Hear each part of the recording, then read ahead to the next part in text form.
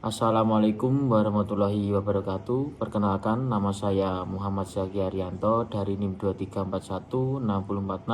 Di sini saya akan menjelaskan atau mempresentasikan tentang manajemen persediaan. Kita bisa mulai dari pendahuluan. Nanti bisa ada yang di sini. Dalam kegiatan operasional perusahaan, persediaan memegang peran penting sebagai penunjang kelancaran proses produksi maupun distribusi. Persediaan dapat berupa bahan baku, barang dalam proses, barang jadi atau komponen menunjang lainnya. Pengelolaan persediaan yang baik diperlukan untuk memastikan bahwa barang tersedia dalam jumlah yang cukup pada waktu yang tepat dan dengan biaya yang efisien. Untuk manajemen persediaan adalah serangkaian aktivitas yang mencakup perencanaan, pengawasan, dan pengendalian atas persediaan tersebut. Tanpa manajemen persediaan yang efektif, perusahaan dapat menghadapi berbagai masalah seperti kelebihan stok, kekurangan stok, peningkatan biaya penyimpanan, atau bahkan terhentinya proses produksi. Dan dengan semakin ketatnya persaingan bisnis dan meningkatnya kebutuhan konsumen, perusahaan dituntut untuk menerapkan sistem manajemen persediaan yang lebih efisien dan responsif terhadap perubahan permintaan pasar. Oleh karena itu, pemahaman yang baik mengenai konsep tujuan, jenis, serta metode dalam manajemen persediaan menjadi sangat penting bagi kelangsungan dan kesuksesan sebuah organisasi. Pengertian manajemen persediaan ada di sini ya. Manajemen persediaan adalah proses perencanaan, pengorganisasian, dan pengendalian terhadap jumlah dan jenis barang yang disimpan oleh suatu organisasi dan perusahaan yang mendukung kelancaran operasional dan memenuhi permintaan pelanggan dengan biaya yang efisien. Untuk penjelasan tambahan, kita ada persediaan dapat berupa bahan baku, barang setengah jadi, atau barang jadi. Tujuan utama dari manajemen persediaan adalah untuk memastikan barang tersedia sangat dibutuhkan, namun tidak menimbulkan pemborosan biaya tinggi akibat kelebihan stok. Manajemen persediaan yang baik membantu perusahaan menghindari kekurangan bahan, serta mengurangi biaya penyimpanan dari resiko kadaluarsa atau kerusakan barang. Untuk jenis-jenis persediaan di sini ada 5 dan beserta contohnya. Yang pertama, persediaan bahan baku merupakan bahan dasar yang akan diolah dalam proses produksi. Contohnya ada biji plastik, kain, kayu, logam yang masih mentah. Nomor 2, persediaan barang dalam proses, work in process atau WIP. Barang yang sedang di dalam tahap pengerjaan atau perakitan.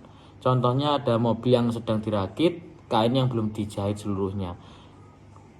Ada nomor 3, persediaan barang jadi, business goods, itu produk akhir yang siap untuk dijual kepada pelanggan. Contohnya mobil yang sudah jadi, pakaian siap jual, makanan kemasan. Nomor 4, ada persediaan bahan penolong, barang-barang yang mendukung proses produksi tapi bukan bagian utama dari produksi akhir. Contohnya ada pelumas, pembersih, kemasan, dan alat tulis. Nomor 5, ada persediaan suku cadang, digunakan untuk pemeliharaan dan perbaikan mesin atau peralatan. Contohnya baut, gear, komponen elektronik. Ada lagi tentang dalam manajemen persediaan. Tentang dalam manajemen persediaan, yang pertama, peminatan yang fluktuatif. Perubahan peminatan konsumen yang tidak menentu dapat menyebabkan kekurangan atau kelebihan stok. Sulit melakukan perencanaan yang akurat tanpa data historis yang kuat. Nomor 2, ada biaya penyimpanan yang tinggi. Makin besar volume persediaan, makin besar pula biaya gudang, keamanan, asuransi, dan pemeliharaan. Terutama menjadi beban jika barang tidak cepat terjual. Nomor 3, barang rusak atau kadaluarsa. Produk tertentu seperti makanan, obat, atau bahan kimia memiliki masa simpan terbatas. Stok berlebih dapat menyebabkan pemborosan akibat kerusakan. Nomor 4, ada kesalahan pencatatan atau human error. Ketidaksesuaian antara catatan dan stok fisik dapat menyebabkan gangguan operasional. Terjadi karena kesalahan input, pencatatan manual, atau sistem yang tidak sinkron. Nomor 5, keterlambatan pasokan. Keterlambatan pengiriman dari pasok dapat menghentikan proses produksi atau pelayanan pelanggan. Terjadi karena masalah logistik, cuaca, atau krisis global. Studi kasus singkat. Implementasi sistem just-in-time JIT di Toyota. Latar belakang. Toyota adalah salah satu pelopor dalam penerapan sistem JIT dalam manajemen persediaan. Sistem ini bertujuan untuk mengurangi pemborosan dan peningkatan efisiensi produksi dengan hanya memesan dan menerima barang saat dibutuhkan. Permasalahan sebelumnya. Kelebihan stok menyebabkan biaya penyimpanan tinggi. Banyak komponen yang tidak terpakai dalam jangka waktu lama. Proses produksi tidak fleksibel terhadap permintaan pasar. Solusi yang diterapkan. Toyota menerapkan sistem JIT untuk memastikan bahwa sistem komponen atau bahan baku hanya dipesan dan dikirim sesuai kebutuhan produksi harian. Perusahaan menjalin kerja sama erat dengan pemasok agar pengiriman dilakukan tepat waktu dan dalam jumlah kecil namun sering. Hasil dan manfaat. Pengurangan drastis pada biaya penyimpanan, produksi menjadi lebih responsif terhadap permintaan pelanggan, minimnya pemborosan bahan dan peningkatan efisiensi operasional. Stok lebih terkontrol dan lebih sedikit barang rusak atau menganggur.